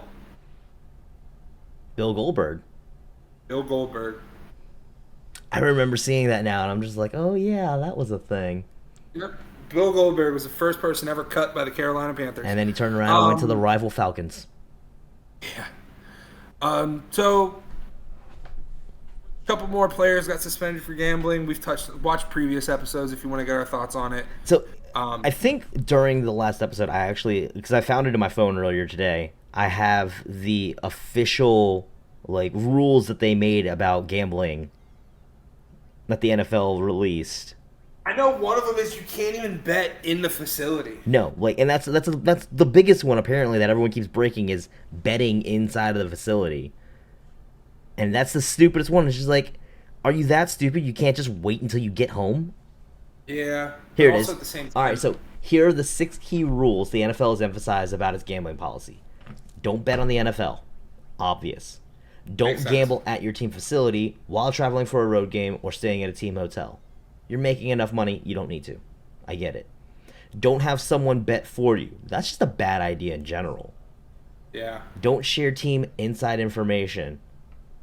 No different than stock trading insider information. I can agree with that. Don't enter a sports book during the NFL playing season. Also smart. Like if you want to, like if you want to bet on baseball, don't do it during football season. Like that's fair. And then don't play daily fantasy. That's easy.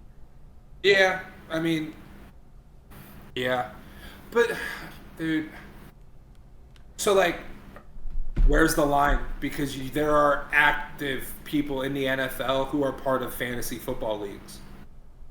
Fantasy football is different. They're saying daily fantasy. Season long, like fantasy football leagues, they still like they acknowledge those things. Like I mean, Austin Eckler is a huge proprietor for fantasy football. Like they Massive. they understand the business that fantasy football is, like the multi-billion-dollar industry that fantasy football is. They're just saying that like daily fantasy sports that you can bet on, like through FanDuel and all that kind of stuff, the whole like bet on who's going to have the best day, you can't do that. That's where they say you can't play fantasy. And that I get, because that's just another form of gambling. Fair enough. But yeah, it's until enough people are made an example of, or they change the rules, this is going to continue to happen. Which I'm not mad at any of these people for, like, I'm not mad that any of these people have gotten any of the restrictions that they've gotten, because these are simple rules and they're not hard to follow, and there's no reason for you to break those rules based on the fact that you have no reason to be playing these games. You're literally getting paid $50,000 to stand on a sideline sometimes. Like some of these guys, like some of these names are rookie names. You're getting paid $50,000 a week on a rookie contract to just not do that stuff. Right. It's kind of stupid, because it's like, I still think back to my military days, and we always are like, oh no, your dumb boots in their first couple years are going to make some stupid decisions, and you got to be there to look out for them. Buy a Camaro. No, it's a Mustang. It's always a Mustang with terrible APR. And a V6. Okay, you're hitting a little bit close to home. Look, okay, I bought it used for $2,000 in cash. I was not one of those people. Anyways, so today it was announced that there were no players taken in the supplemental draft this year. I've never heard of that happening before. I'm pretty sure it has, though. Yeah. Like it sounds like something that could happen. But it's just it was a little bit of a shocker today when I read that. I was like, no one? None? Okay. All right. I think at least one person would sign somebody. Like one team. You know, probably the two biggest names ever taken in the supplemental draft? I know at least one of them was a kicker. Oh, I'm talking big names. No. Like one of which is a Hall of Famer. No. And I know as soon as you Chris say them, I'm going to know. Chris Carter Mm-hmm. was taken. And Sir Smokes a Lot, Josh Gordon. Okay, but Josh Gordon's coming nowhere near any sort of No, awards. he's a big name. No, a big name, yeah. I mean, we talked about him all throughout the XFL season this year. Yes, we did. He's still not coming out of the XFL and coming back to the NFL. Nobody wanted him. Dude. No one. All his other receivers are gone. He's playing with he's playing by himself. No, DiNucci's gone too. Shit. DiNucci is gone. Josh Gordon is the veteran of the Seattle Sea Dragons. Congratulations. Yeah. Um. Terrell Pryor was taken in the supplemental draft. Oh, okay, that's a notable name too. All right. Moving on. Some notes from Impact. Zachary Wentz is back.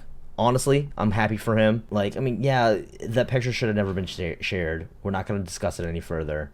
Good for him. He's back. He's getting paid again. He's getting an opportunity to be on television. But the other big one from Impact that I wanted to touch on, because this was something that was also part of the Dead episode, but the absolute fucking roller coaster that Moose took everybody on with his re-signing announcement, doing a whole my entire career, like I owe everything, my contract is coming up and I have to look at what's best for me, and then doing this whole and then turning around and being like, I still have a lot of goals that I want to accomplish with Impact, and that's why I re-signed. Took everyone on a salmon jacket run, making it think that he was ready to retire, and then turns around and is like, oh no, I'm re-signing because I want my name to be synonymous with Impact. So good on Moose. A couple other impacts from Impact. Steve Macklin's got hurt, so he's going to be out of his match. Alex Shelley is now going up against a heel Nick Aldis, which we all saw that coming. Nick Aldis also apparently reporting that Mickie James is nearing return, which of course, her being close to the end of her career, that's something to keep an eye on. She was doing that whole last rodeo deal until she got hurt. Yep. It was like, I can't defend the title anymore. So whether she decides to come back and try and get another title run, who knows? And then just another note, because I remember seeing the clip of this. Masha Slamovich and Killer Kelly are a tag team now, and that just sounds like, yeah. It sends chills. That's sending chills right there. It could be what Ronda and Shayna should have been. Yeah. Well, they're doing this whole weird sub-dom thing. I don't know. Masha had Killer Kelly on a chain with a collar, and I don't know. It had a real dominatrix-y vibe to it. I don't know. I'd say they're closer to Isla Dawn and Alba Fire. Anyways, the NFL Players Association has elected Lloyd Howell as the executive director. I don't know much about the guy, but apparently everybody speaks very highly of him. He's been a CEO at places like GE, Booz Allen, a lot of big. Oh, wow. Yeah, so he's got some names. He's got some name value to him. He knows his shit. Cool. And again, everyone seems to be very positive with his hiring. So good on them. It'll be good for the Players Association. That's gonna do it for us this week, though. God damn, it feels good to be back. It does. Make sure you guys drop a like, drop a subscribe. Leave a comment. Leave your expectations at the door, as always. That's going to do it for us. Next week... Well, that's the other thing, too. I'm actually really glad that we've had this break during a time where there's been, like, no fucking news. Yeah. Could you imagine doing this? Like, remember the week that you missed and we had to cover, like, 3 different weeks worth of, like... Yeah. Like 3 weeks worth of shit in 1 week? Yep. It was draft week. It was draft week. Could you imagine if this happened Super Bowl Rumble time? Fuck no. All right. That's going to do it for us, though. We'll see you guys next week. Until then, that's Bobby. I'm DB. We out.